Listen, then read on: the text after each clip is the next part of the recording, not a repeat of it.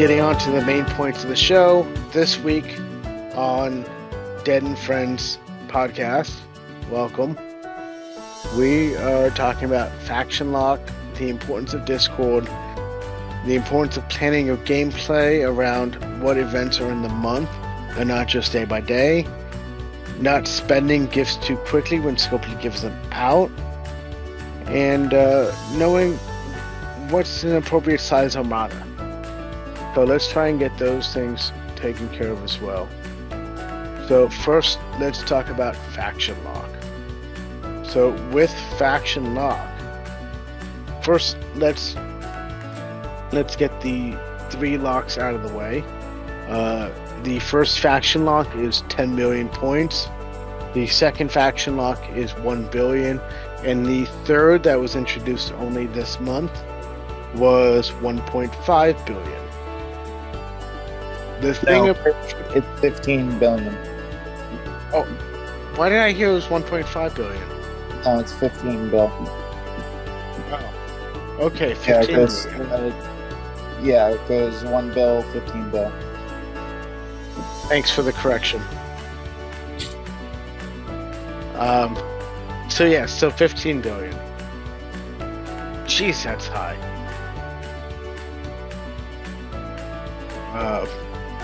I thought 1.5 was high. It's not too bad because the scaling is exponential as far as what you get out of hitting hostiles.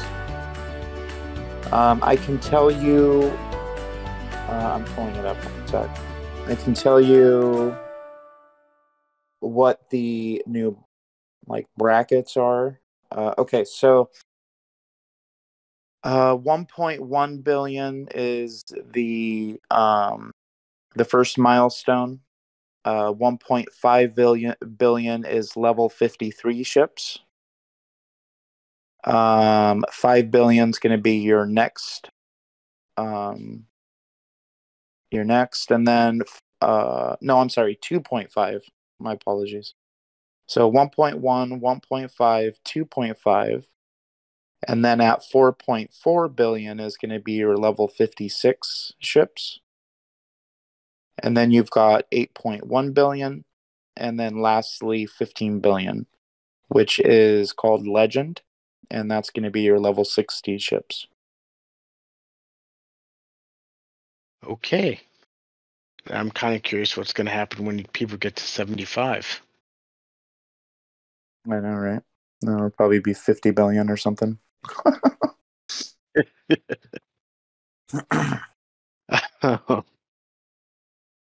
Well, the main point I was getting at is faction lock is where you can go and get to that level and you don't have to worry about losing reputation once you get to those levels.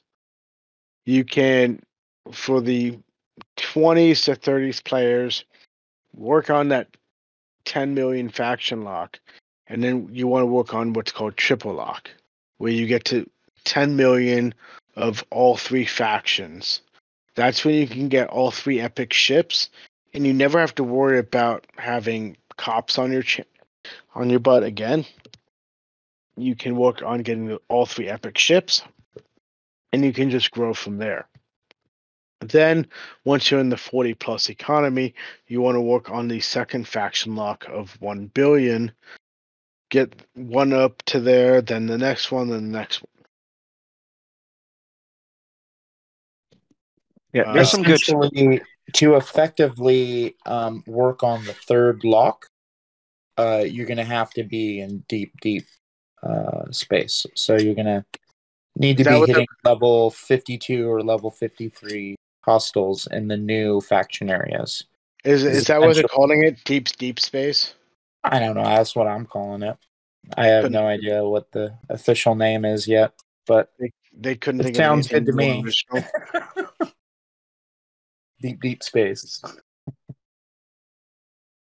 May as well just call it the Delta Quadrant. Do they provide better than the capital systems? Better reputation? Oh yeah. Oh yeah. Honestly, the capital systems do not provide that much rep. I mean, you're looking at a lot of people are getting 250,000 rep per ship, stuff like that. And you can actually get up to like 800k, but now you're hitting like level 58, level 60 hostiles, and they're too strong, so they're not cost effective. So I guess and you most can't people really. are hitting level 54s or 55 hostiles or whatever works for them. Gives them, it's like the sweet spot, level 53 hostiles, whatever, 54, somewhere in there You is can't what really people are use, training. and you can't use PMC on these guys. That is correct. Maru does not work, I guess. Oh, I Maru don't know doesn't that. work either, huh? What's that? I said I thought Maru it was doesn't. Maru. I thought it was Maru, but maybe it's Chen. I don't know. But And they Shen's the one that's not supposed to work. okay, you But might be right. I could be mistaken. For some reason, but I I thought it mean, was Maru because then you could use Pike Maru Talon, and that'd be almost as good well, as. Talon's not supposed to work either. But I could understand if Yeah. you. But I think that's why they introduced the TNG officers for you to be able to use like Picard, Beverly, and say Riker on Federation ships Yeah, or but it's going to be Geordi. quite a while before those are effective enough. I mean, nobody's got them leveled enough. Yeah. Yeah, Chen and Talon don't work on anything over level 51. Yeah, it's an empty officer spot.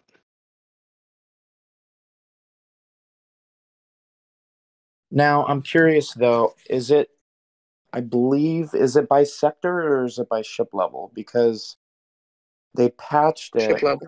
and um people complained, so they fixed it.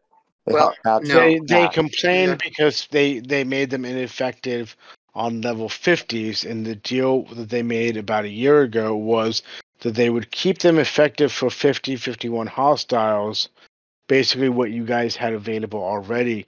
But with the new content that came out this month, they would not be effective. So 52 plus, they're not effective. So they literally have in their stats where above 51 or 52 plus, Chen and Talon do not work. It's literally just someone there as a stat bonus.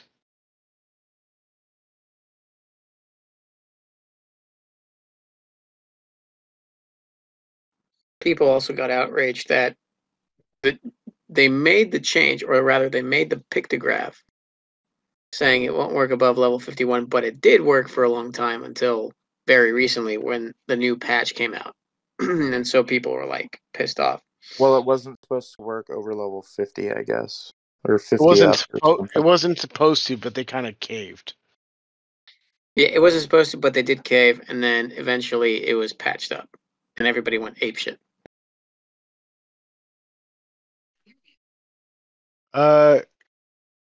Cake, I'm gonna go and say no. It's better off if you just focus on one faction first, then get the second one locked, and then work on the third. But I'm happy to be corrected on that. I did dual faction for a long time. I did Worked out dual for me. faction until about 5 million, and then I just said screw it and focused on getting one of them up, and then I worked on the second one, and then the third one was pretty easy.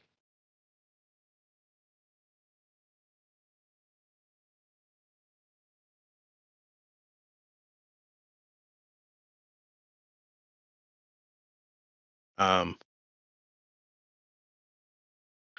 yes, I think the ship abilities are a nice challenge. Of course, uh, I don't think anyone in this podcast at the moment really knows what those ship abilities can do for our own gameplay. Inko it would, but he's not here. Uh,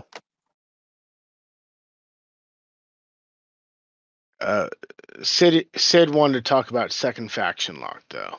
Sid, you want to touch on that? Yeah, so I wanted to, for those who aren't locked or anything, um, so I I focused on single lock for a while, and then mostly because I just didn't do anything else. But we're talking, a year and a half ago. So I did or I got second lock. Now the You got 1 benefits. billion? Well, no. My second faction lock. Oh, Because okay. I was Fed locked for the longest time, and then I got Romulans. The first tier lock, and then I got my third faction lock. Um, but so effective ways to become locked are it's actually a lot easier than you think. Focus on traders. You can do you can do two factions at the same time to lock them. It does take a little longer because you're kind of canceling points out. So, for instance, if you're doing Federation and Romulans take Federation points away, and the Federation takes Romulan. So, as you're doing your dailies or your grindings, you're kind of half in yourself. You're only netting half the points that you normally would if you were solely focusing on one particular faction over the other. So you could still do it.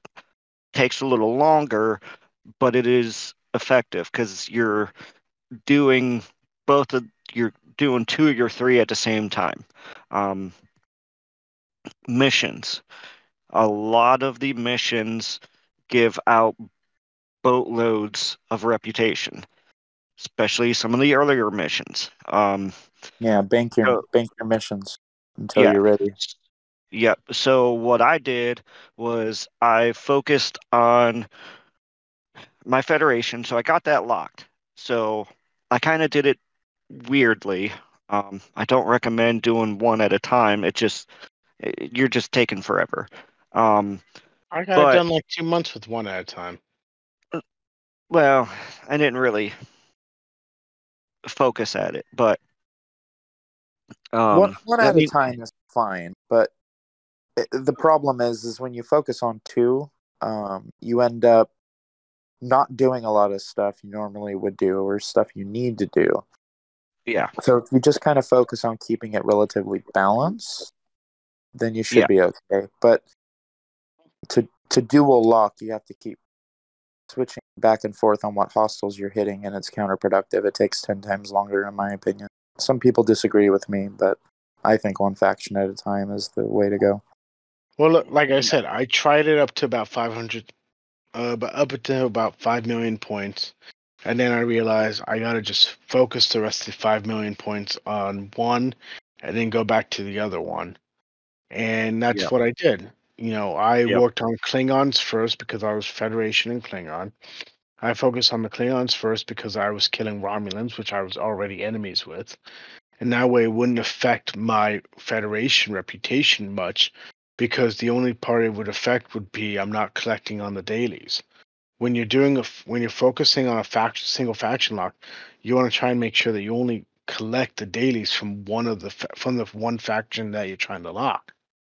So I yeah, was hitting the Romulans, focusing only on collecting the Klingons.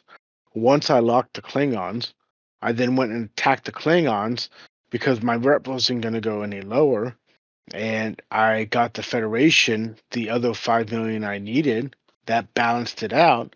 And then I went to the Romulans and started by doing all the missions I'd banked, which ended up helping me by getting out of enemy and getting into friendly 2 million reputation points within 2 days. And so in 2 days, I is all I sacrificed in dailies. And then I was positive with the Romulans. And then within a few weeks, I was able to lock them and I was able to start collecting all three factions until I was around 38, 39. And then I started focusing on Romulans to start working on my second faction lock to work on getting my Valdor and going up from there. Then I was at 41 and I didn't upgrade my jelly because I was saving my components for my Valdor. And I got to a point where I said I couldn't hit hostiles to complete my reputation dailies anymore. So I switched focus to Klingons for a bit, and it really didn't do anything. It was kind of a waste of time. It was just a way to collect on dailies, because as soon as I got to 42 this month and I built my Valdor and I was able to hit those daily goals I needed to, my reputation had gone down as my Klingon rep went up. So I went from 10 million to about 16, 17 million on the Klingons. And I dropped from 160 million with the Romulans to about 140 million. And in about 15 days, I went back to 10 million with the Klingons, and I got to 180 million with the Romulans. So, 280 million with the Romulans. And so I'm just going to go back to focusing on getting that second lock with the Romulans, and then I'll go back to the Klingons, because it's not worth it, the time and the effort. And the difference in the reputation, you can go and collect on those dailies with the Klingons and the Federation, and still collect on the Romulans. And with the reputation difference so high, whatever you do with the Klingons and the Federation isn't going to affect the Romulans to a point that it actually is effective to hurting you. It might slow you down by a day or two overall, but not much. Yep. Yeah. When you're early locking, like your first stage locks, it is extremely handy to have them all locked. Like, it is a very good goal to strive for. At this point, well- everybody in this game should be triple locked at the first lock. They Right. should be triple locked around 30 at this point in the game. Yeah. Yes. Yeah, I absolutely. mean, you can run armadas anywhere and not have to worry about, as Cook says, the cops showing up. And it's also helpful for, when everybody or a vast majority of your alliance is locked, because then you don't have to worry about, is somebody bringing a chaser, then you have to pull your ship out or send double ships, just dumb shit like that you don't have to worry about anymore. But I mean, it's when you have lower players, like we have a few in Salt that aren't triple locked, but we always forget, because the vast majority of us are, that there's that one-off guy that has a chaser, and then he doesn't say anything, and you notice in the battle log that he wasn't there, and you're like, what the hell happened to your ship? And, oh, I got hit by a chaser. Well, why didn't you say anything? Because we could have blew it up. But Catch-22, we're used to not looking for him, and then you get that one off that has him. I'm just rambling now. Oh, no, sorry. I was laughing at something Mistaken said. Also, the higher level you get, the easier it is. So Not really. Sometimes I've seen people in deep space with chasers, or cops as I call them, chasing after them. And I really don't want to deal with a deep space cop. No. Especially if you're in heavy I've or ever seen higher. What was that? I don't think I have ever seen one, to be totally honest with you. Well, Meats. Meats from Wolf doesn't have triple lock. Triple lock's a prerequisite to even be considered to join us. It just shows how serious you are at the game. I mean, if you can't even be bothered to triple lock. You'd be Right. surprised how many people in other alliances are not triple locked when they get to the 40s. It is shocking. It's mind It's blowing. actually kind of sad. Like, It's very sad.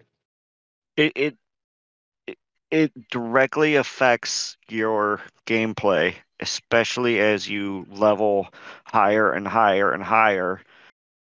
It I mean, it makes a direct impact. Darius only recently triple locked because, and What? he even admitted to that because he liked having the Right. cops chase him. Darius is a slacker, and we all know this. It's just the benefits of being able to use chasers for whatever, because they are useful for certain things, right? We know that, but the benefits far outweigh. The benefits of just triple locking far outweigh the downside. Yeah, I brought Darius to the stage so he could explain himself. No, there is no case to be made to not triple lock. The reason I refused to lock the Romulans was that I was still doing a lot of my own theory crafting, and the ships at the various tiers, like whether it's a War College or the third one above that, the Super Omega class ones. I can't remember. I think there's 3 types, right?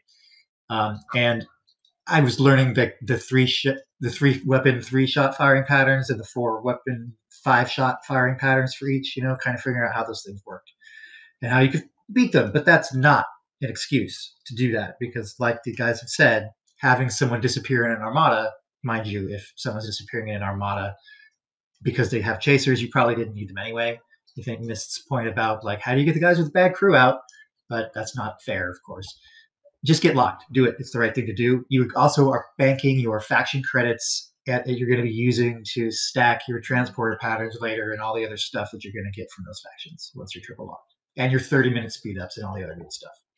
And So not to basically- mention the just to upgrade all your officers, like all your core officers for each faction. By level 39, you should have all those maxed out. And Yeah. the best way to do that is to use faction credits to buy recruit tokens for that faction. Yep. Yep. That's the right thing to do. Not doing it, for me, was a little bit of synchronicity, and also pissing off Kevin. I mean, while I admit pissing off Kevin is fun, I prefer pissing off Bulldog. Kevin's a nice guy in my book. Yeah, no, you don't want to piss off Bulldog because then everyone has to deal with the consequences for a week. But Kev is a great guy. When I say piss him off, it was a long-running, excellent joke. And dying on really important armadas to Kevin by timing my arrival so that I'd die like 12 seconds before the armada went off was even better. I feel like you say that it was planned, but it was more like an accident, and you were just putting it off as a joke. Maybe it happened the first time that way, but eventually it became a good running joke where I would die at really excellent moments in front of God and everyone when they didn't need me. But again, I'm the other thing that this really the only possible justification for it is auto leveling your ships, and you can't really do it in augment space with 38 explorers at a certain point. But it's just not worth it. Get triple locked. It's the right thing to do. You want all the credits you're going to use. You heard it from the slacker yourself. Get triple locked. That's right. All the slacking. And I suppose it is technically true, considering I am super ship weak and I just loathe grinding rep and grinding faction credits for effing ship blueprints. Now, I know we may have sounded confusing, so let me just reemphasize. Triple lock is getting all 3 factions locked at 10 million points. Then, after you get into the 39 plus area, you can start working on what's called second lock, which is 1 billion. And then you can work on each of them. I think one at a time is best. So there are some folks who've shown that you can kind of duel your way up a little bit. Scarlet and KJ and a couple others have done this pretty successfully, but I suggest doing it one at a time. It is much faster in terms of time if you do 1-1-1. Yeah, I agree. Then as Handy enlightened us tonight, there's third faction lock, which is 15 billion. Which I don't think many people who are listening to this show are really going to work on getting anytime soon. Well, we know that Handy loves grinding faction just as much as I do. Yes, it's his favorite pastime. Yeah, especially because, I'm only have Fed lock. I'll Yeah. lock one a Well, year. I imagine the second. Keep grinding. I imagine the second lot will be a lot quicker if you're hitting in deep space. Yeah, I of course. doubt it. It's the dailies that kind of catch up with you, right, Handy? Like, once you get beyond like halfway down into past 400 million, you're getting 2-3 million a day just by doing your dailies, and it adds Yeah, up that's pretty true. quick. Yeah, in fact, that was primarily how I maxed out my Fed rep, is just letting it naturally happen from the dailies. I didn't do a ton of grinding to max out Fed. So the last tier or whatever, you can kind of just float through. Yeah, I'm working on that right now with my Romulans. I have a tier 4 Valdor, and I'm doing my faction dailies. I'm at like 280 million. Working on champion on what's that other one? Glorified. Glorified, yeah. Working on Glorified, and then I'll work on champion after that. Nice. Yeah, I mean, for people that are higher level, like if you're 49, 48 to 51, 52, I mean, those people now are able to get their second faction locks pretty darn easily. Being able to go up and hit like level 52 ships or 51 ships or whatever. Probably 52 ships. All you need is one faction at the second lock, build that level 50 ship, go up to deep space, grind some, and you'll easily get that next 2 faction locks pretty quickly. Probably, yeah. I haven't done it yet, but I mean, even amazingly, there's people out there like I believe Ska. I forget what server he's on, but he already is triple locked at the 3rd tier. So You really believe everything that guy says? yeah. Yeah. Well, I'm okay. He seems so much like a showboy. I don't know if I can really believe him. You're confusing Ska with Scar Porn level 50, bro. The guy that's been on our show and the guy that does the YouTube videos and stuff, that is not Ska. Okay. That dude is Dreamweaver. He's level 36 or 35 or 36. And he's just the local friendly troll that started that whole bit to make fun of Ska for being an overachiever. Yep. Okay, well, there was screenshots Ska and stuff, so I wasn't sure. The actual player is an animal, and he's already level 60 and already 3rd tier triple lock. That's disgusting. It is. In a It's respectable impressive. way. In a Yeah. respectable way. It's disgusting. It's amazing, really. And I believe Inko has already locked Rom, I think, and is working on his second. And he grinds like crazy too. So, and at any rate, it's totally achievable. Does take a ton of time and some really big ships. And the way these people are doing it, like somebody like Ska, I mean, he has every single epic ship, and he is literally taking the rares and the epic ships, crewing them all, and literally grinding with 6 ships at one time. And that is how he did it so fast. He literally can sit one ship on each spawn point in a system and kill every single ship as soon as it comes out, because all of his ships are 40 million or whatever power, and he's They able can to do farm all that. that stuff fresh without needing 6 versions of Pike Moreau and all the other tricks and like tools and crutches that we use in the normal world. He could just Right. eat all those ships at once. He doesn't need all those tricks. I mean, because his ships are just so incredibly powered, and he has all the research done. Yep. So he's able to, kill 10 to hour 1 as far as repairing goes. So he may repair a lot because he's hitting bigger ships, but he has, he probably spends 10 grand a day in packs or whatever insane amount of money. And, he's just on god status, you know? Like, nobody can...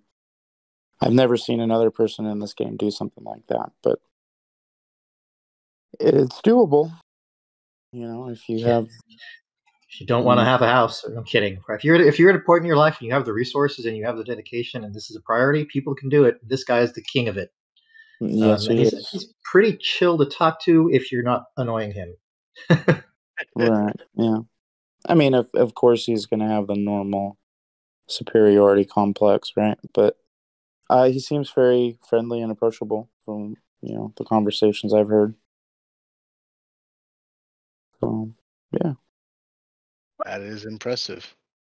But yeah, I mean, it's literally like he unlocked everything so quickly that Scopely like had to talk to him to tell him, hey, we weren't expecting anybody to do it that quickly.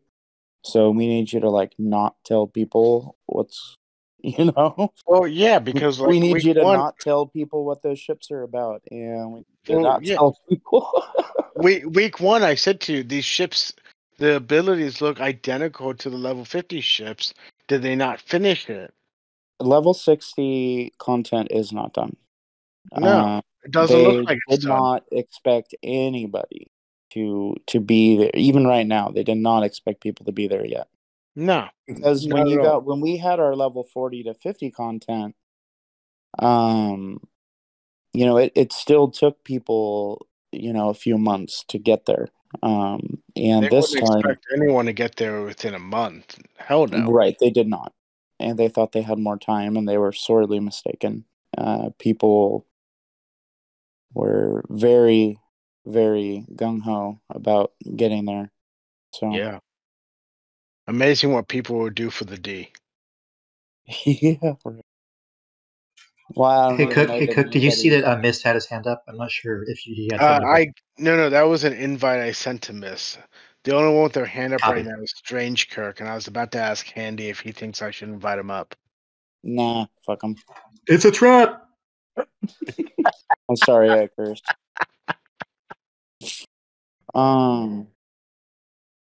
Yeah, bring him up. All right. I sent you an invite, Kirk.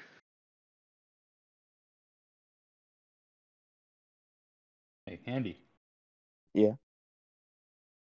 Fuck you.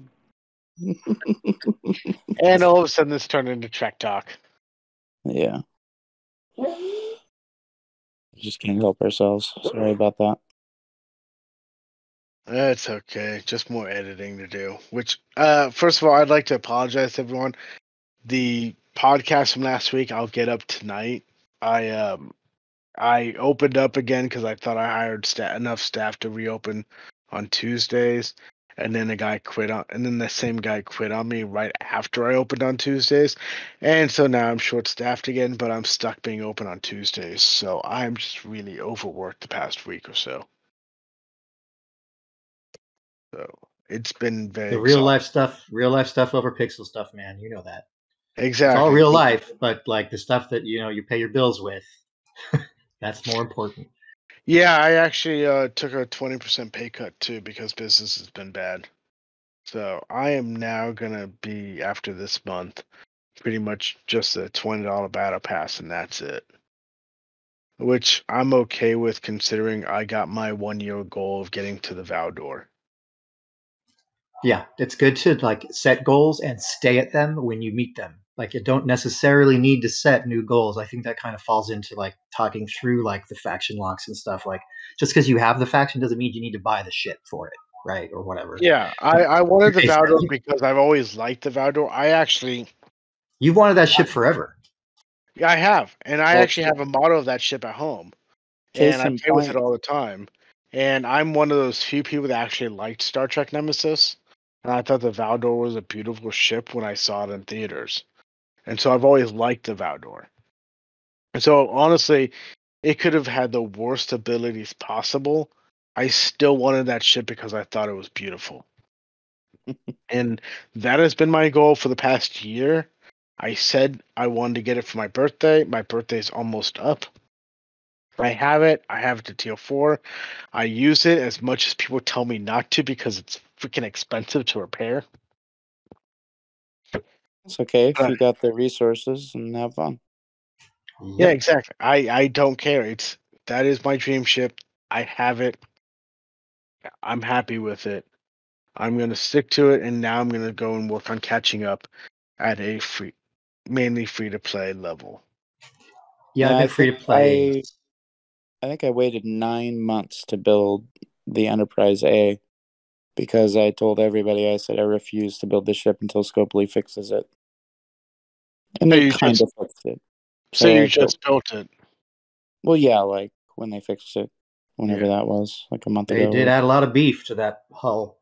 A lot of beef. Yeah, they did. Do you think it's enough to be able to beat the Tribune? Yes. No. But no. Well, Right? pretty It's situated. combat triangle there, Cook.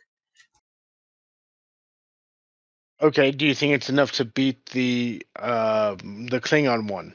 I don't remember what it's called. Hector got a lot of beef too, right? But again, this comes as crew tier versus tier. Can they hit the 50,000 per stat max for the ship for 500%? I think I don't know how much it is. Like, I mean, again, all the factors still apply. They're not as well balanced as the 46 ships are against each other, but they're they're better. Like, it's noticeable. You can see somebody in an Enterprise A barely walk away from a fight with a Tribune now, where you would have never seen that before. Right. Okay. Well, So it's much, much, much better. it makes it worth actually going and building. Well, yeah, I mean, before it was so nerfed, in my opinion, that it was. I literally didn't build it. I had everything to build it. Did not build it for almost a freaking year. Because, like I said, I refused to build it. It was nerfed. I said, okay. The Enterprise A was so bad. It was so bad that I turned my faction around and I burned all of my Enterprise Federation faction back down to 10 million to switch to Klingons. I didn't want to go past 46 ships in Federation. Mm. I was there when Handy built it. That was a very hilarious 15 minutes. Just like Prom Night, right? Well, it was like, hey man, can you go check the gift section and see how many packs I bought? I forgot.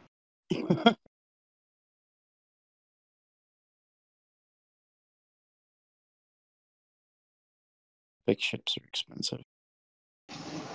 You said you already had everything to build it. Well, no, actually that's not true. I didn't have everything to build it. I mean, I had the rep. I had about half the faction credits already, but I did need to buy more. It's an awful lot. Yeah. Mm-hmm. Well, I am not working on building any other ships for probably the next year. That's a long time, man. But it's just hope business is going to be great if through the winter. Everyone loves restaurants through the winter. It's going to be dope. It'll be great. It's wonderful. All the money's coming. Yeah. Well, it's not even about that. It's the next. So I'm at 42. I'll probably go to 43 because of all the bonuses at 43, and just sit there. But from the next ship is 46. That's still another 4 levels away, pretty much. What's the incentive to jump that high, given the cost it is to go that far? It depends on what happens. If you're fighting people with 46 ships, you'll lose every time. That's kind of the drive, right? Is that feeling of losing, not being powerful enough. My ships, I can't do this stuff. Everyone's running over me. Those are the things you just got to kind of make rational in your head and be like, well, I can't fight that pilot. I'm cool. Why not just max a level 42 ship? Because that's very inefficient. It's always going to lose. Always. It only has 5 spots below decks. It's got a 400% max versus. It's not the hull doesn't go as far as it needs to go. Well, the one thing that people need to keep in mind too is that we were saying the same thing when we got our G3 Epic ships a year ago. Oh man, those 42 ships, I'll probably never get one of those, and now we all have them. Yep. And we're saying that about the 46, and what's happening is as the economy grows in the game, we're able to get these things exponentially quicker. So it took us forever to get the Augur or the Enterprise, and then it took us a lot less time to get to the 42 ships. So who knows, 5-6 months from now, all these events, I mean, dude, I'm getting hundreds of millions of tritanium a day in some of these dadgum events. So like the economy is growing. So I think before you know it, you're going to be like, I got this Pilum now or whatever. Right. That's 100% it, right? As they keep pumping more resources and mats into the economy, which they're doing a fair job with. It can always be better, more faster, but like that's it. They're paying attention to this now as a component of their game growth, right? Because the bolus of the gain is at that point in development, right? Low 40s, high 30s, and they pushed us up there. And now we're in the 42 range, and maybe it is by the time they go through Christmas in February, you're looking at OS 45. Just because it happened. Well, you got to also look at this. What does Scopely really make their money on? And that's ships. And of course officers. But what they're trying to do is they want people to spend the resources they have. So they're incentivizing leveling up. And they want people to spend the resources. So they're doing all these events where you got to spend a whole bunch of your mats and resources in order to get these officers. So they're practically giving away just all you got to do is spend the stuff you already got, which is great. Actually, Kirk kind of hit the nail on the coffin for what I was getting at. I agree with Kirk. I never imagined a year ago that I would be anywhere near getting a Valdor or an 842 ship. Yeah, within a year. I said I wanted to within a year, but I honestly didn't think it feasibly possible. And I know that when I was talking to you, Handy, say, was it 6 months ago, that the conversation was, yeah, you're looking at about $2,000 if you want to get to 42 and build that ship. Even though I was able to grind out getting the ship's blueprints at 39 completely free, just from Perseverance over 5 months. Right. The economy has grown tenfold over the past 8 months. They've done a lot. They've pumped a lot of juice into the economy. Absolutely. And I just see them getting heavier and heavier. Mm-hmm. Yeah, because they want people to level up. They want people to get to level 46. So they're building these epics because that is going to cost money most likely. Yeah. I mean, there is a free-to-play path because you can grind out the what is it? Blueprint. Yeah, basically. And there is a free-to-play path, but you look at a year ago, it would take you forever and a day to get what I got, and seriously. In less than a week, I've been able to get over 3,000, over 1,100, 1,200 uncommon G3 crystal, and that's just through the events. That was just through events. I mean, a week and a half. It was literally a week and a half. I just checked it, and I couldn't believe it because I used up all my crystal on the last Wharf spending event. You couldn't have done that a year ago. No, not to mention we got about $1 billion. We got a little over $1 billion steel just today. Yeah, I mean we've gotten over $1 billion titanium in the past week at the 42 level.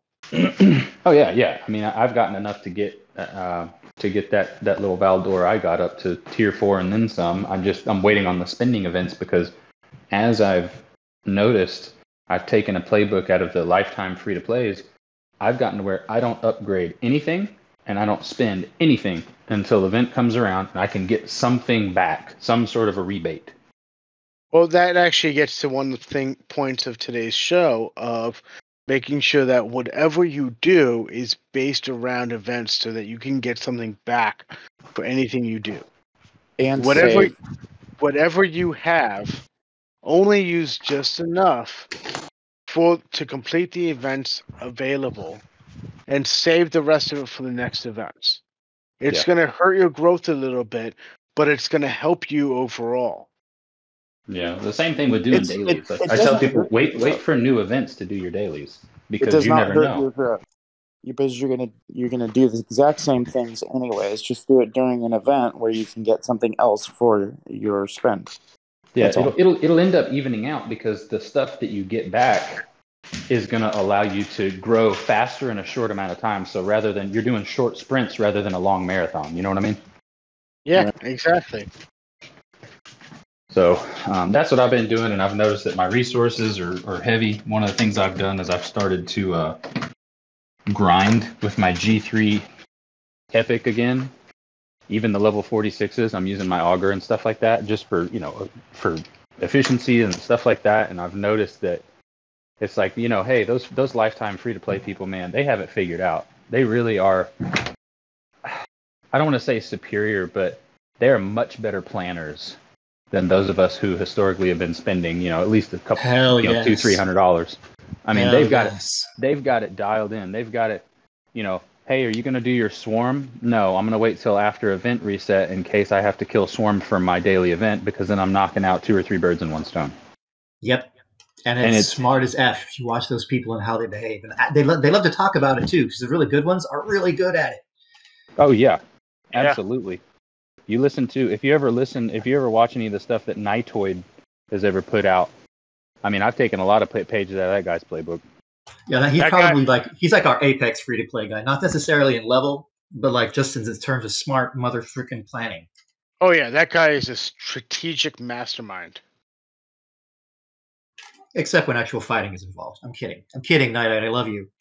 No, he may not be the best fighter, but he knows how to strategize. Oh, he's good at that too. It's not going to be planned though, right? You got to have like a big burst of PvP when you got the resources, and then like kind of go back up to it's expensive.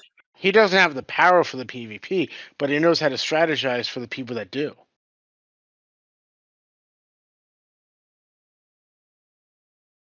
Yeah, he and I go way back to the early days on the server, because I found out he was a Brit because we were always on at the same time since I'm up all night. I'm like, aha! You damn insomniacs. Yeah, sleep is for the weak. Then call me weak because I enjoy my sleep. No, plenty of time to sleep when you're dead.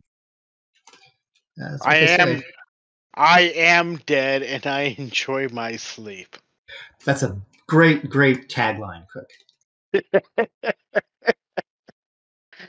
I mean, when you think of dead, you kind of think of Cook.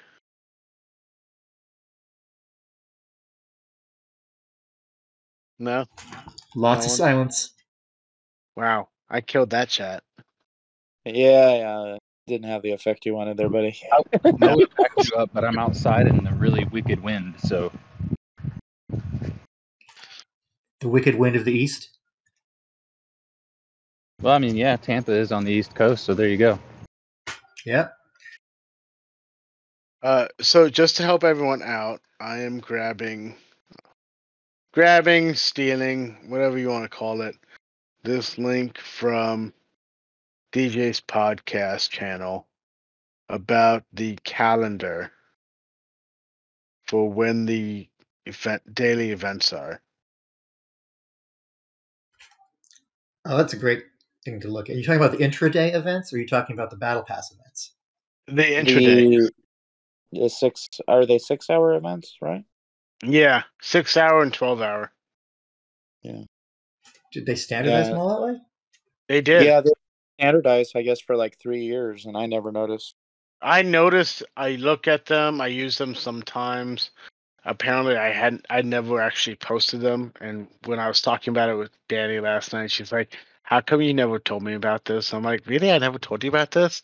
Yeah, I use it all the time." She's like, "You never told me about this." I'm like, "Oh, oops. Here you go." So now I gotta go find it again and send it to everyone. So if you go to DJ's server, it is pinned in the images section, the images page, and it is pinned there. You got to scroll up to find it, but it's there. Yeah, that's what I'm looking right now. I thought I saw it here, but I'm. Yeah, Handy's become an unofficial representative for DJs. He is. He's like his Server 34 token boy. I just like to get the information and then relay it to our people. Not everybody listens. Not everybody can stand listening to DJ. That is true. I can, but I've said it before, and I'll say it again. If you listen to the first 20 to 30 minutes of any of his shows, you can stop listening because the next 3 hours is him saying the same shit over and over. Yes. Yeah, pretty much. Yes. And nothing against the guy. I know why he does it, because you get more people that come in there and they re-engage. So he's trying to get the information to more people. But it's just, for me, Well, it's not exactly true. He's just extremely detailed. So whereas we may spend a minute, he'll spend 10 minutes on a subject. So, it can be a little long. we can get longer to get there. We can get drawn out too. We spent like 20 minutes talking about trucks. I think it was closer to 45. I think we do it for entertainment, though, where he does it for informational purposes. I pinned the calendar and I posted it in our Dead and Friends chat. That's a good point, Andy. We're definitely more entertainment based. We don't really throw out a lot of facts. We're definitely fake news. Trek Talk definitely is fake news, entertainment value, drama, Jerry Springer stuff. We have a podcast tabloid. It's like 50-50, but still. And DJ's is a factually based radio show, whereas Dead and Friends is more of a factually based, boring talk show. Yeah, we're not going to argue with you there, buddy. Yeah, I know. Trust me, I have to listen to all these before as I edit them and post them. I know what it is. Have you ever fallen asleep while re-listening to your show? No, I have to take several breaks. Dang, that would have been so amazing if you'd fallen asleep while listening to your own show. I don't even honestly listen to our show. The hardest part for me is just listening to my own voice. My voice, you guys know how it is. When you listen to your own voice as a recording, it sucks. No one likes listening to their own recorded voice. Yeah, that's pretty par for the course. Yeah, so it's very hard. I feel like DJs might like listening to his own voice. Friendly neighborhood cat person. I totally think DJ enjoys listening to his own voice. He does none of his own editing. He does not listen to his own shows. There's no way he could have done his own editing, considering he finished his show at 12 o'clock last night and it was already on air by 1. Yeah, Snake Eyes does all the editing. Snake Eyes is dope. That's one good human. Yeah, he's fucking amazing. The amount of shit he does for DJ's show, he's the MVP tenfold. By the way, if anyone wants to help me out with editing these shows, I would love the help because doing all this stuff solo sucks. Yeah, I can imagine. FYI. Tech knows all about that.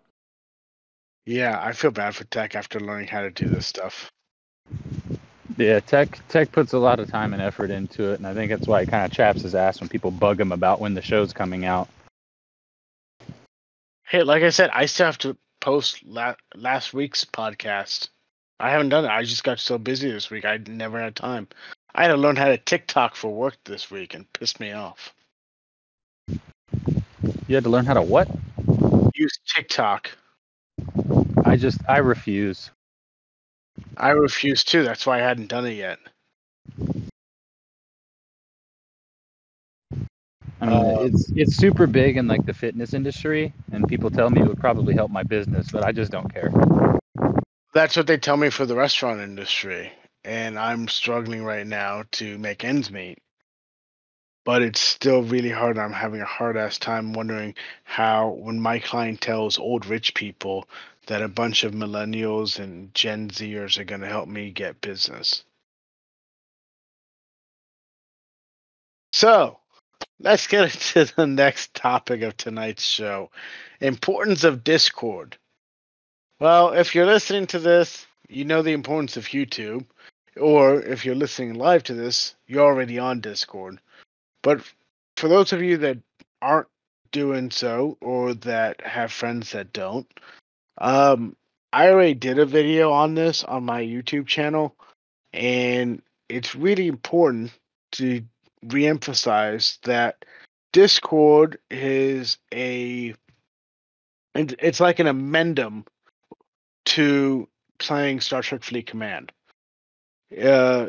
you can play the game all you want, but you're not going to really know what's going on unless you're on Discord, because on Discord there are channels, especially on your alliances pages, that you can interact and talk to your alliance mates, really get to know each other, build up this community bond, which the community is the number one thing that keeps people engaged in this game.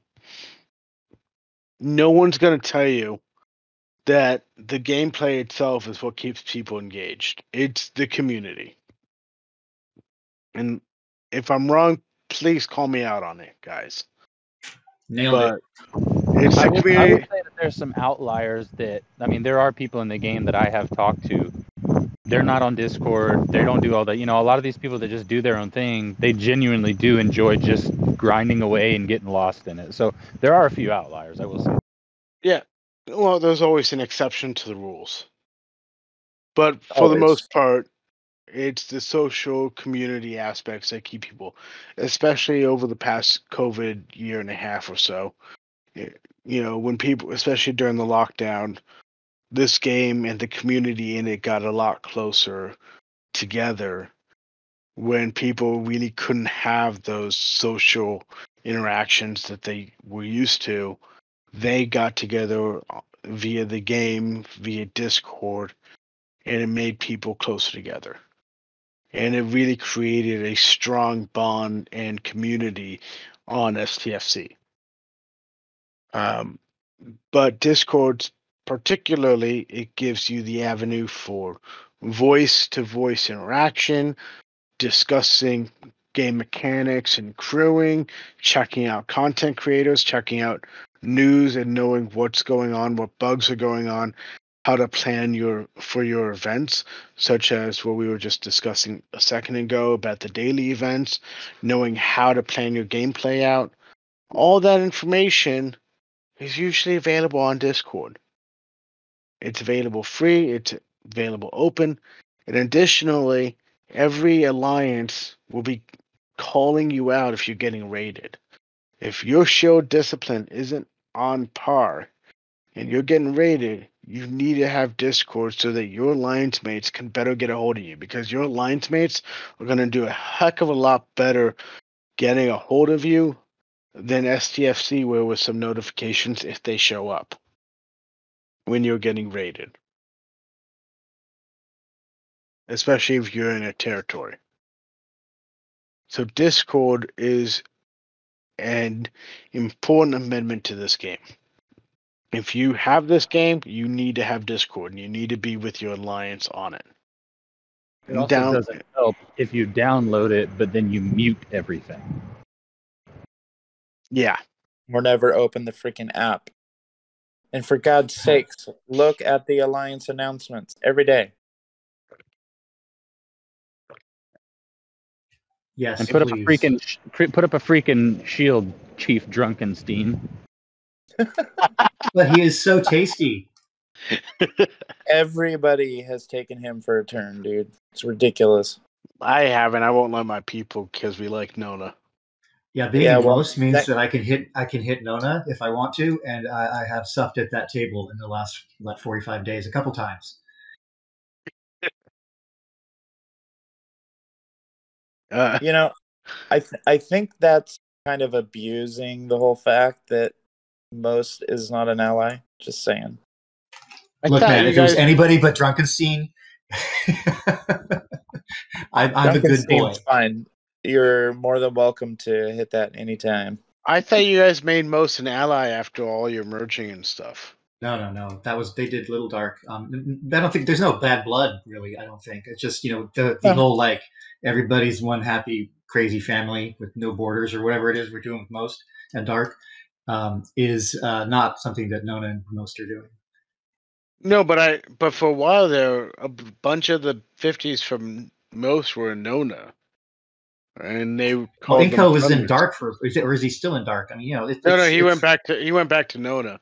Yeah, I mean, it's just a thing, man. It's good for folks to kind of cross over and see another side. It's good. Oh, absolutely. I was honestly very happy to see Inko go to Dark, because when you're stuck in your one alliance, especially as the admiral, and only an admiral really knows this, but when you're stuck being in that position for over a year, it Admiral becomes fatigue is kind of real.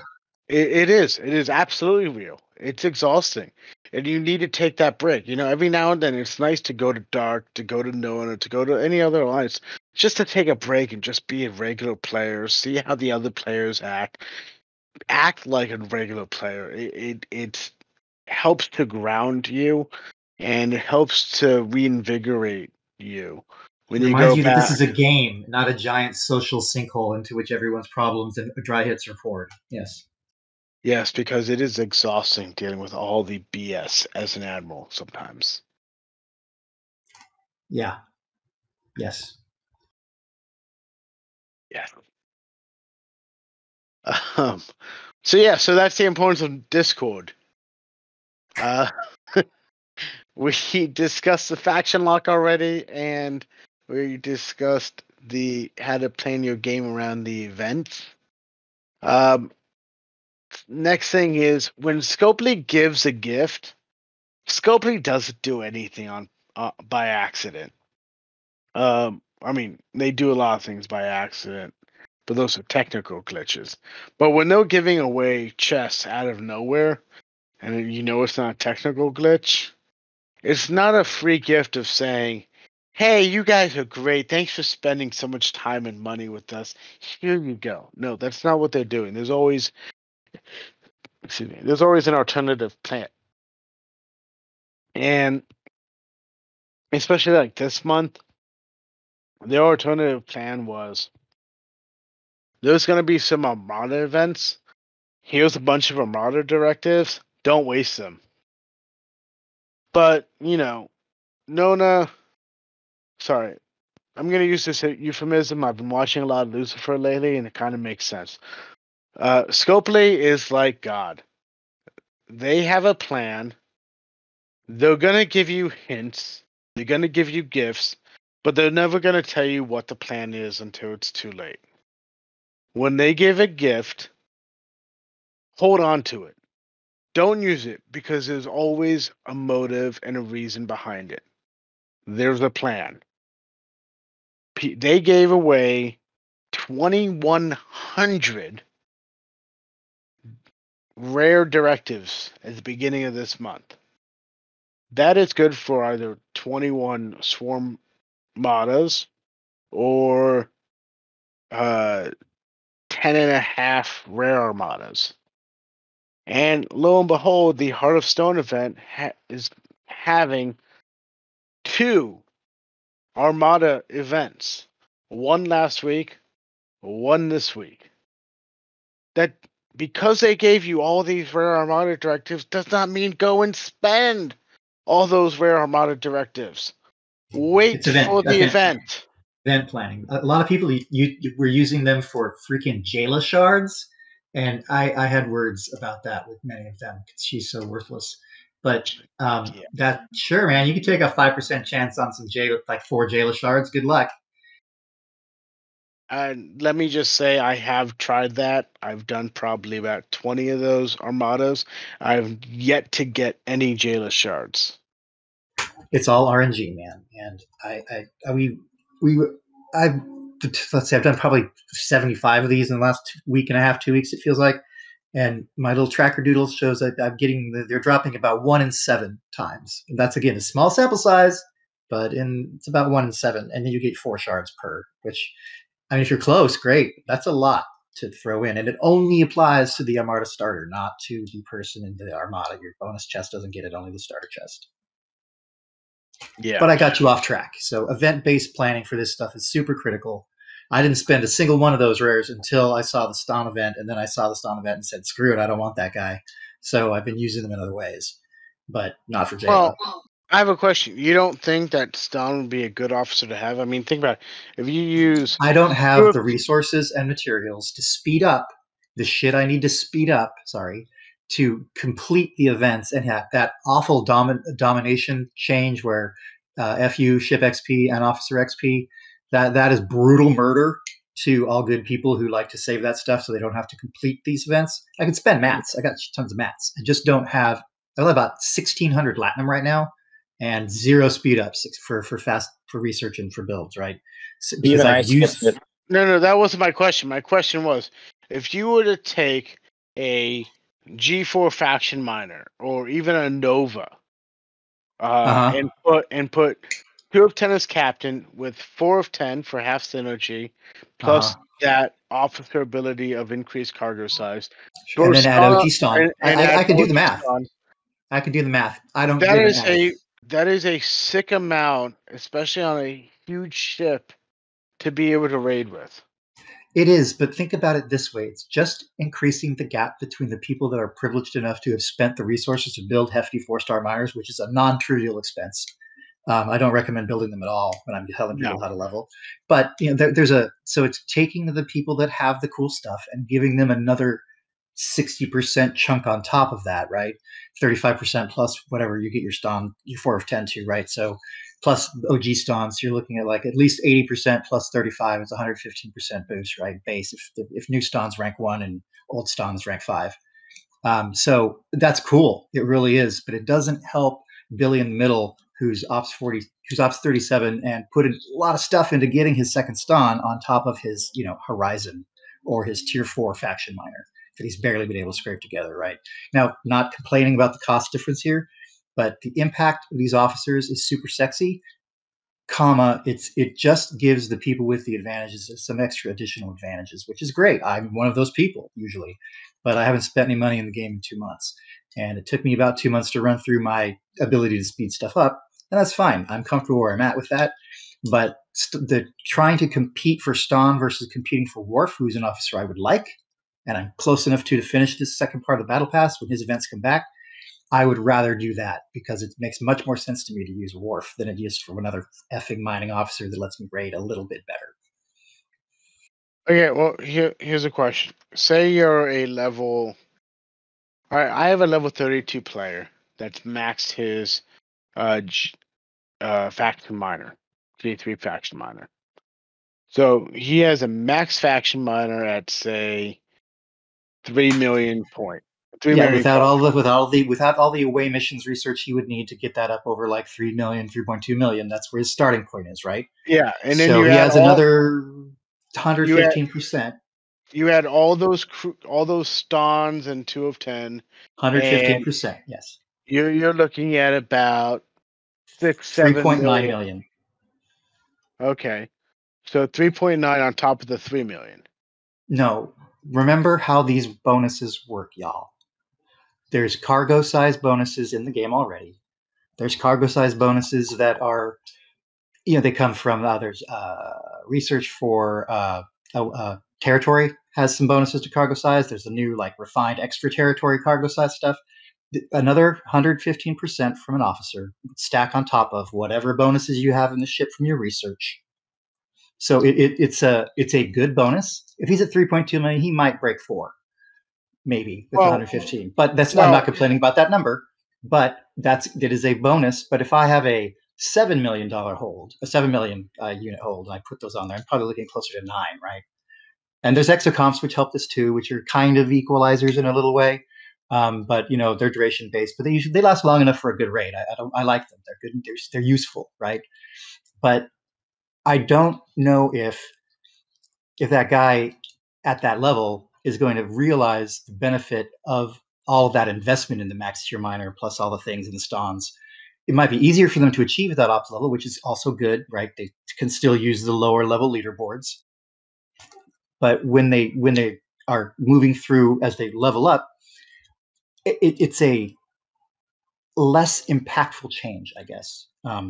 Then it's a cool thing. Like if I hit by a 34, 36, and they've got some big ass stack of officers like that, I'm going to send them a note about damn, you put the work in, but I'm not going to let them take my stuff. Yeah.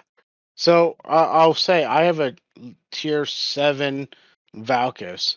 I do have the new 4 of 10 officer, as well as Ston and 2 of 10, and I actually did experiment yesterday with it, where I had 3 million without cargo without any of them.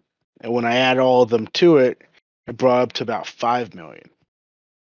So at How's 5 million, how's the rest of your research? We talked about this one offline. Let's run those numbers down because I'm interested. If it's closer to 5, I mean, you're dealing with big bonuses, but that's 5 it's million, gonna, 5 million in the 40s is nothing, but 5 million in the 30s is a lot. we're hitting the same bases in the 40s that we were hitting in the 30s. You know, Yeah, we're hitting the same basis, but the effect for other people in the 30s is different. I suppose it is, but it's not as big of a deal as it feels like it is, right? It's important to kind of track emotionally how it feels to take bigger bites versus what the impact and effect is on you. You know, you get the bats a little bit quicker. Your ships are still pretty easy to kill, and people almost always come online. When you get lucky and you get good raids, I got one the other day that I'm still super happy about. You feel good about it, right? But Well, yeah, I mean, I know Hammy's emptying Officer Mace from 13 like every other day of a few billion. yeah, I mean, that's just because Mace sucks. Yeah. I mean, he was mining in a level 22 system with a Hydra the other day. And he was getting killed OPL. That's dope. You're kidding That me. Seriously? No. I'm not kidding. Sid, you were there. You told me about it. Ah, damn. People are so stupid. Sid, come on, speak up. Hammy and Sid was sending me screenshots of him mining in a level 22 Romulan system, OPL on ore with a Hydra, getting hit by a cop. Oh my god. Maybe he was leveling up the Hydra off those cops. You don't know. It was his secret master plan all along. Yeah. I mean, you don't know what he was actually doing, but he's one of Jeep's people. I don't think. Yeah, that we know there's really he's a master a worthy. plan. There's not master plan there. I can personally verify that happened. that's Thank just you. amazing.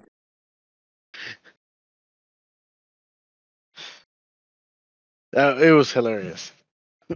When they So said, back, to really put a pin in that for you. So, yes, they're good.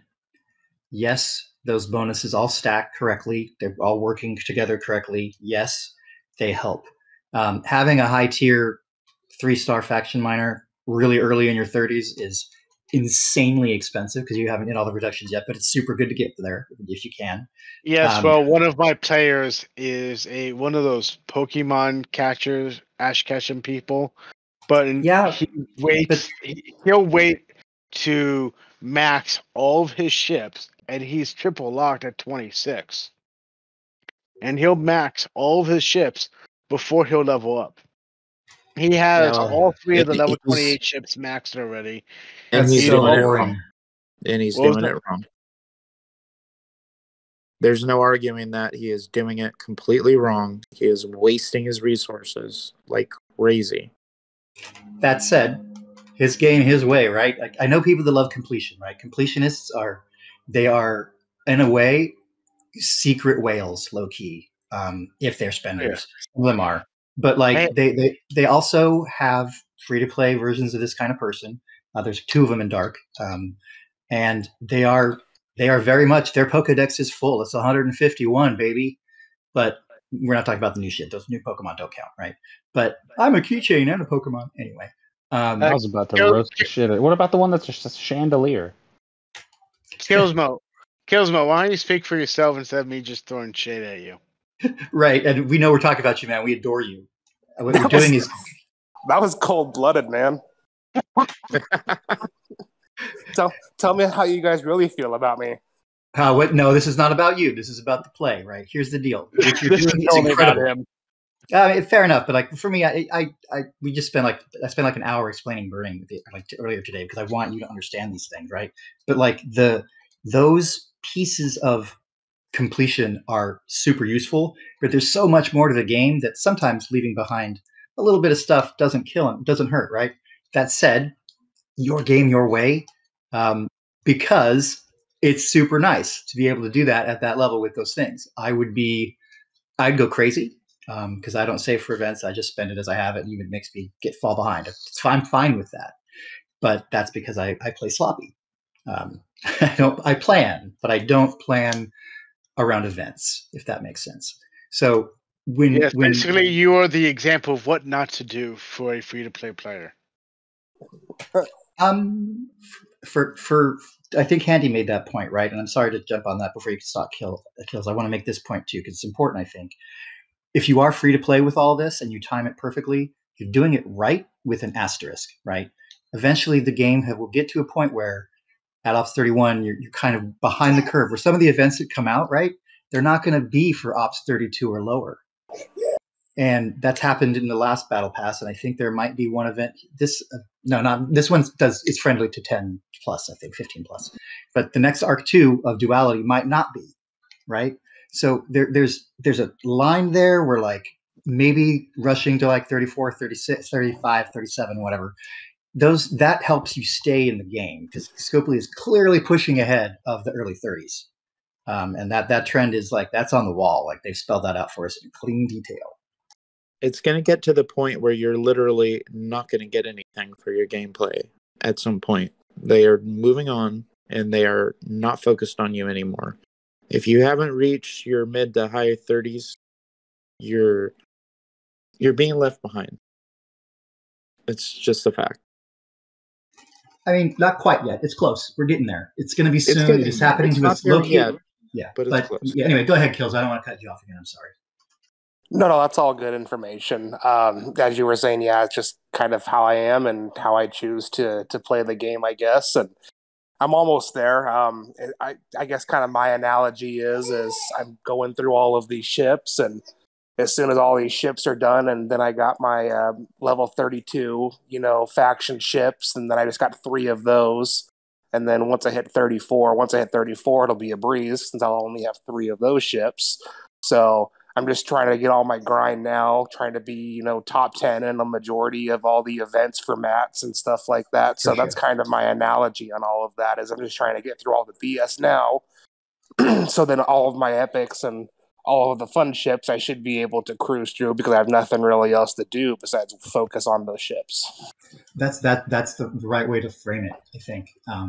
But where my concern is that like when you're talking about the efficiency of building up ships, if you're truly trying to tier 9 a bunch of these early ships in the game, that does slow you down in the later game where you could be saving those resources and progressing in like a lower tier point. Like tier 6 and 7 is kind of the max efficiency point for upgrades. After that, you stop getting good rewards like percentage-wise for bonuses to ship health and ship damage and all that other stuff.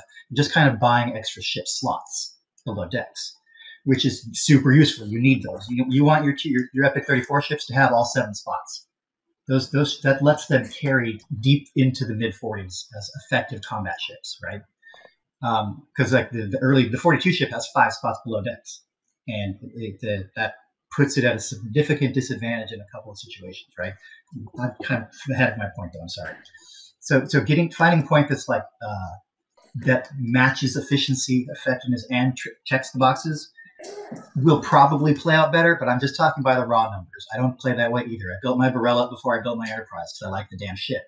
It's my favorite ship skin in the game, right? Sure. Yeah. Thanks for all that information. Absolutely. I'll kind of reassess and maybe I'll make the jump sooner than later. We could do one-on-one and I can point out like this is where the cost stuff is and this is where you're spending these rares here versus those rares there, and your research will potentially affect you. We can go and I did that level of detail when I did my jump, so I have that in spreadsheets and we can talk about that pretty easy if you ever want to. It's up to you. Yeah, that sounds great. Thanks for your advice and your help. I appreciate it. It's usually coming from a good place. Usually. No, you're sick, man. Your play style is pretty exactly what I would do if I wasn't crazy about waiting, which I hate waiting. Yeah, I'm getting a little stir crazy. I've been 31, for maybe 6 months now, 5-6 months, and before that, I made the jump from 26 to 31 over the course of, I think, a month, pretty quick, or maybe a couple weeks. But yeah, I'm starting to go a little stir crazy at 31. You know what? I stand by what I said the other day to you of you and I have been playing the same amount of time. You should be where I am.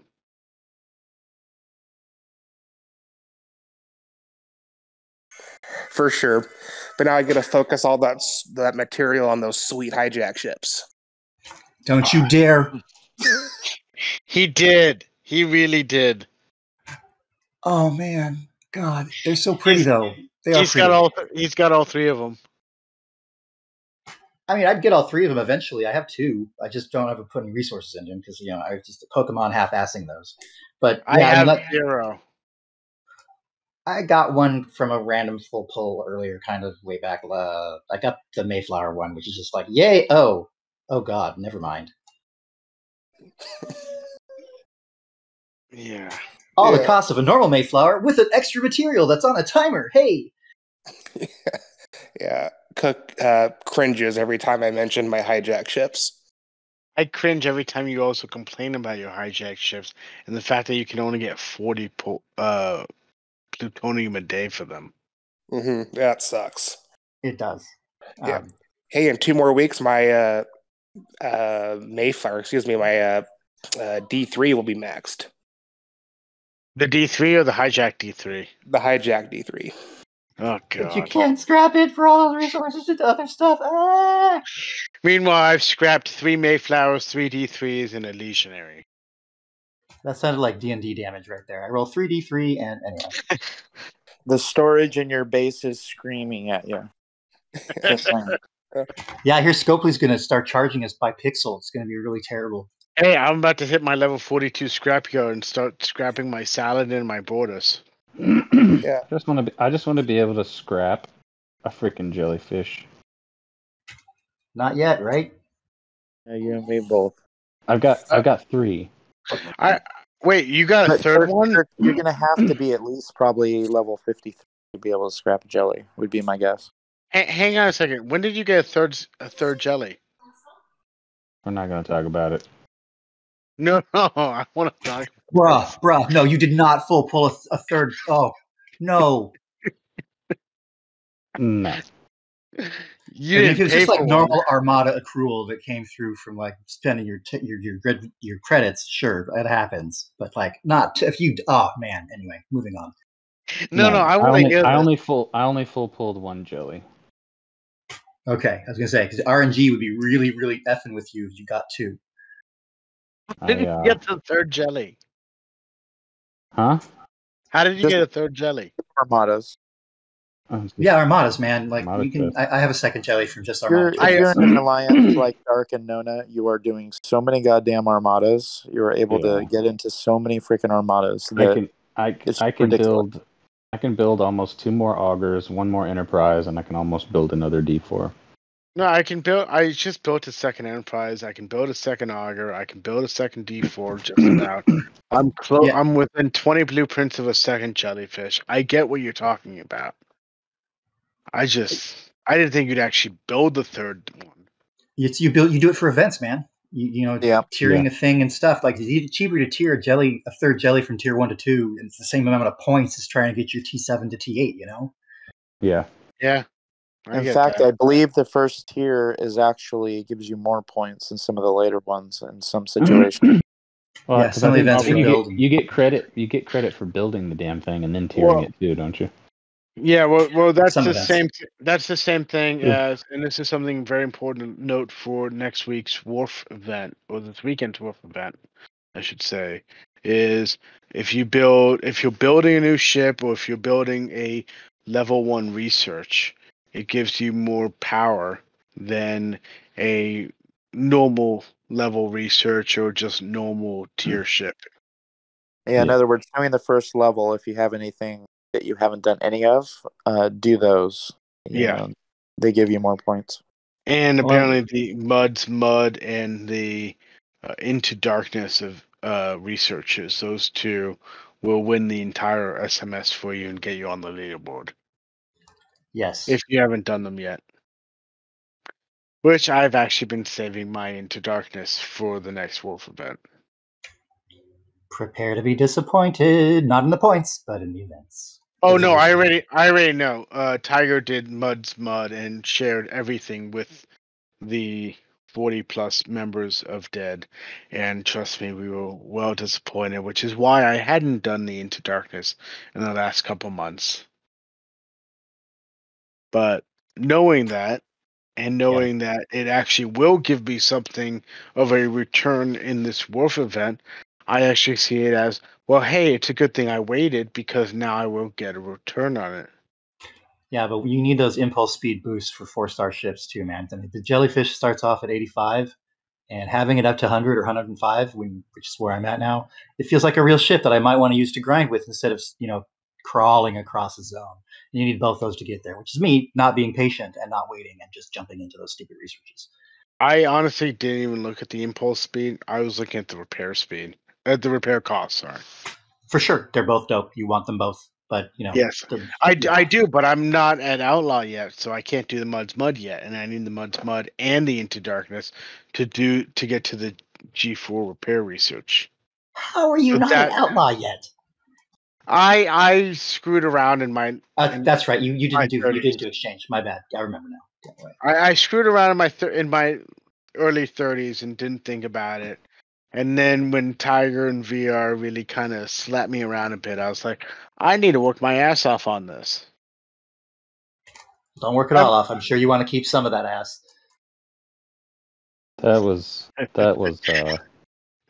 just yay. What's up, guys?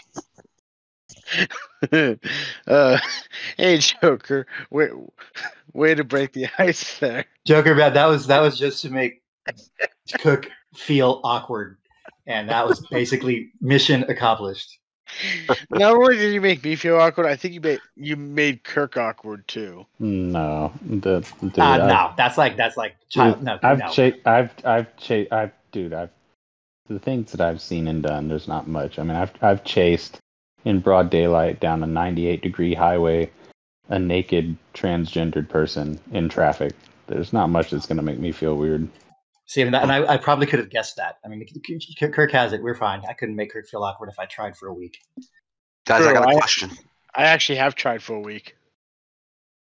What's your question, sir? All right. Do you have to Oh shit! I lost my train of thought. The ships. Do you have to scrap the ships that you get as you progress, or you can just save them like Christmas ornaments? You can do both, right? One or the other, right? So when you get into the 40s, like heavy into the 40s, and you want to have enough materials to do your upgrades without spending a bunch of cash, you need the common 4-star and the uncommon and the ship parts that come from those ships to upgrade your later ships. Now, you can keep one copy and build a second one, or you can just have some headcanon where you're like, hey, it's the Burrell A, or the whatever, the Saladin A, in your mind, and keep one of them around. Because it was hard for me to scrap Sally, it was hard for me to scrap my Burrell, but Daddy needs to upgrade those station guns and those station platforms. I did it. One caveat is you should always be scrapping something. So if it's not a G3 ship, scrap some G2 ships to get more G3 ship. Or, you know what I mean? So always be scrapping if you can. And max the always ship be before you scrap it. Max the ship before you scrap it. If you haven't maxed it completely, then just wait.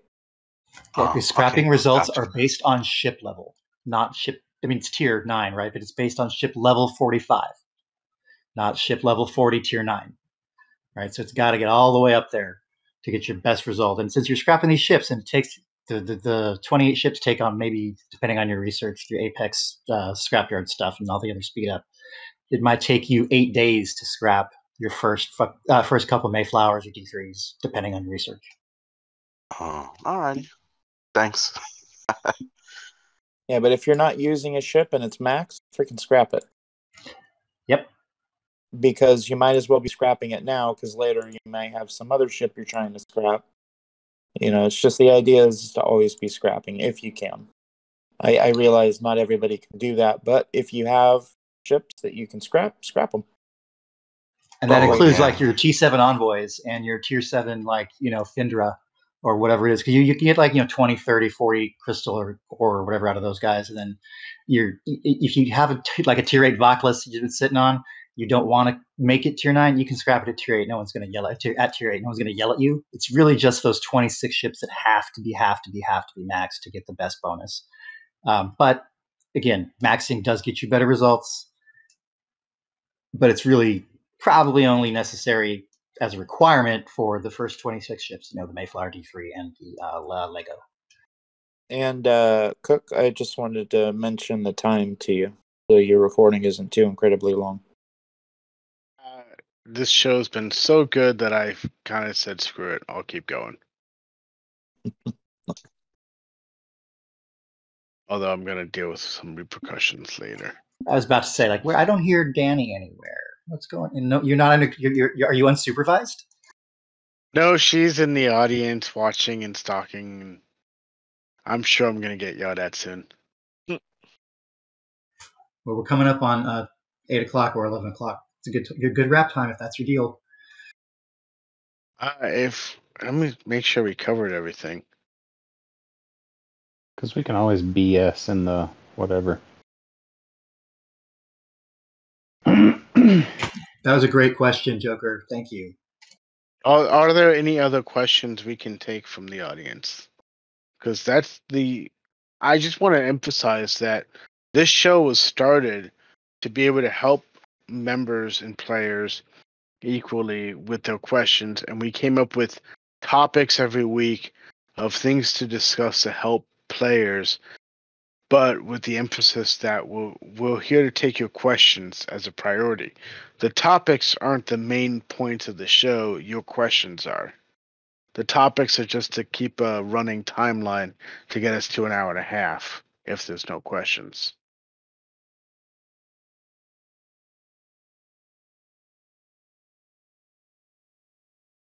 And there are no dumb questions. I think I hope we've demonstrated that in the past.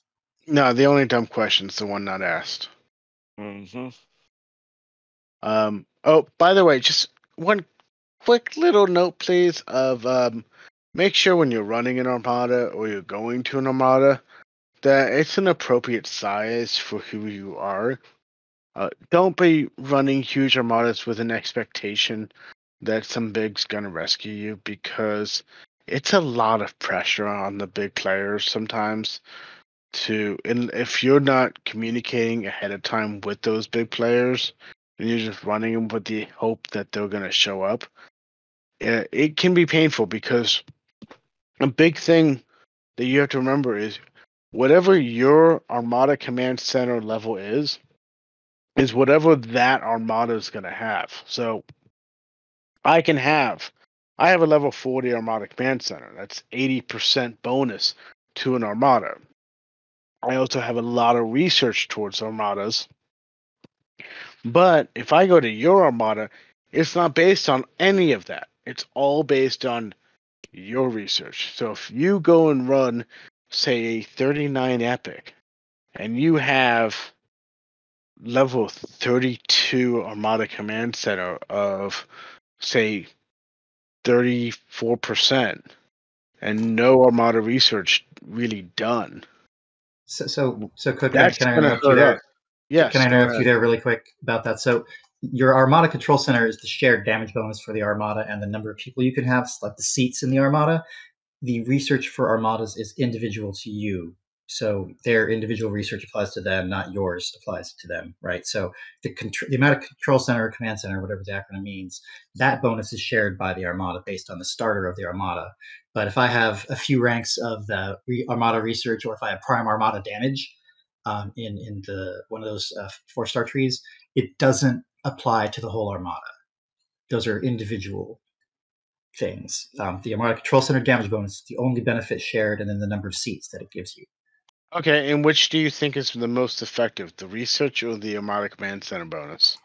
They stack like every other Scopely Math bonus, my friend. Remember? So if I have, let's say I have Prime Armada damage, and let's say it's 200%. I don't know what it is offhand. And then I have my Armada bonus from the Armada Center. It's let's say mine is 46, because I think that's what it is. So then I have a 92% bonus there. And then I've got all of the mud stuff that gives me more piercing and more mitigation versus armadas. And I think there's armada bonus damage critical in the outlaw tree as well that applies to not just exchange armadas, but all armadas. Those are my bonuses there. So the 80% or 92% bonus for my Armada Control Center damage is shared by the group. Everyone else's bonus damage falls back onto whatever their research is. So plus my 80% or 92%, whatever it is for my ACC, right? Think of the ACC bonus as icing on the cake on top of whatever your normal bonus damage is for armadas and your bonus piercing and your bonus mitigation if you have that research up in the high outlaw tree. Does that make sense? Yeah. I just want the big thing is when people run a bigger armada than they can handle and they rely on the larger people. 100%. That's my day every day. It's a struggle. You know, and look, I Yes. know I've gone to, say, Nona and Dark. I've had them carry me in armadas. You know, Kevin and I have done a level 41 uncommon where it was his Tribune and my Franklin A with with PMG on it to reduce the critical hits. But I will say, he and I communicated ahead of time and said, "Hey," I said, "Hey, I'd like to run a Deep Space Armada," and he said, "Okay, you run it. I'll come to it. Run PMG on your Franklin A to reduce the crits, and I'm happy to do it with you. We'll see if anyone shows up." No one did show up. It was just him and me, and he basically soloed it with me just getting rid of the crits. But it was a communication, at least. It was talking ahead of time. It's different when it's one thing when it's that and you're working on it together. It's another thing when it's people just randomly going and throwing these armadas and saying, "We need help. Come help us." And then This is a really important thing during like Armada events in exchange, where there's a lot of competition for one zone full of the Armada level that they want to hit, and it's really densely populated, and people might be sniping those Armadas from each other as they respawn, and all the rest. Right? It's a really difficult thing for every alliance has a pain point around this, and I think all the way from Nona down to like a solo alliance. Yeah, exactly. So you're right about that. The expectation of failure, I guess, is how I framed it when I was talking to most about this. I was like, look, I can get you through the things we need to get through. I can solo everything in your space if I have to for you. But I'm not always here. You're not always here. You're used to having a lot more bigs around when we've sorted this out much better since. But there was a period of time where it was I was carrying a lot of water, and that is incredibly stressful, and you feel it when you fail, right? Because what I try to put in people's head is accept the risk of failure if you start an armada without communication. To avoid that risk of failure, don't start armadas without communication. Exactly. Thank you. That's what I was trying to get at. Yeah, and like I said, I've had a lot of time to organize my thoughts on this as I've kind of put together the training thing I've been doing with most. Thanks. Are there any other questions, or we will end the show there?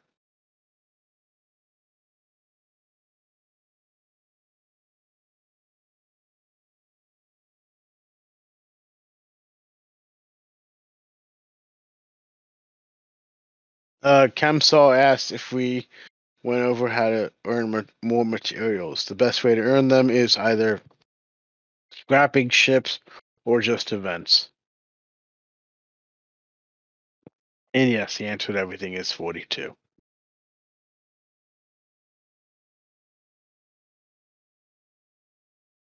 So, well, I guess without further ado, I will end the show there. Thank you, everyone.